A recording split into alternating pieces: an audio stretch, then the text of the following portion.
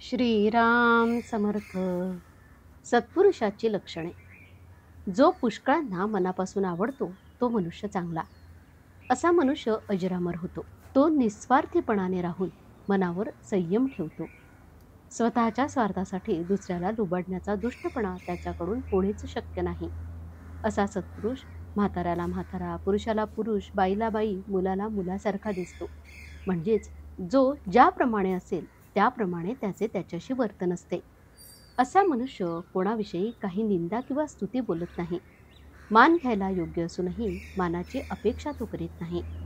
स्वतःच्या विकारांवर त्याचा पूर्ण ताबा असतो आणि दुसऱ्यांच्या दुःखात तो त्यांना सुख देण्याचा प्रयत्न करीत असतो.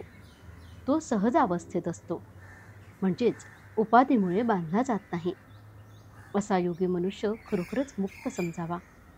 अशा लोकांना संत म्हणतात आणि ते जी जी कर्मे करतात ती भगवंताच्या प्रेरणेने आणि भगवंतासाठीच असल्यामुळे त्या कर्माच्यापासून जगाचे कल्याण घडते.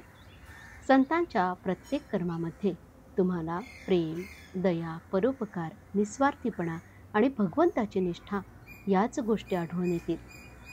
अंतरंग ओळखायला स्वतःपासून सुरुवात करावी. माझे कुठे चुकते हे पाहावे. दुःख भोगण्याची मला पाळी आली म्हणजे मार्ग चुकला म्हणावे. ज्याला सुखदुःख बाधत नाही तोच खरा समाधानी. मी रोज नामस्मरण करतो, 4 वर्षे झाले माझे भजन चुकले नाही असे आपण म्हणतो. पण मी हे सर्व करतो अशी सारखी आठवण ठेवली तर काय उपयोग. मी मेहनत घेतो पण थोडक्यात नाचते, ते या अभिमानामुळे. जोपर्यंत अभिमान सोडून भगवंताचे स्मरण मी करीत नाही तोपर्यंत ते स्मरण कसे म्हणावे. भगवंताशिवाय इतर जाणीव ठेवून मी त्याच्याशी अनन्यपणे वागतो असे कसे म्हणता येईल. मी तुम्हाला खरेच सांगतो, तुम्ही रामाकडे कर्तेपण द्या आणि त्याच्या इच्छेने वागा. तुमची देहबुद्धी नष्ट झाल्याशिवाय राहणार नाही.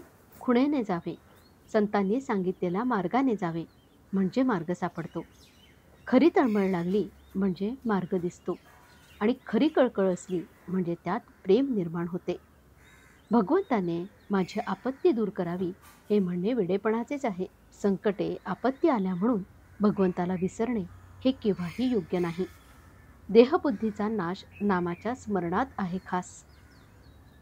नामात प्रेम येत नाही याचा विचार करीत राहिलो तर नामाचाच विसर पडतो हे कुठे ध्यानात येते.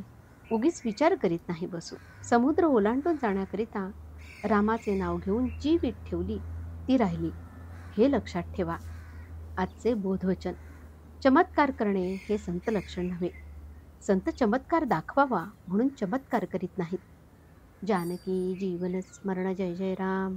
श्रीराम समर्थ.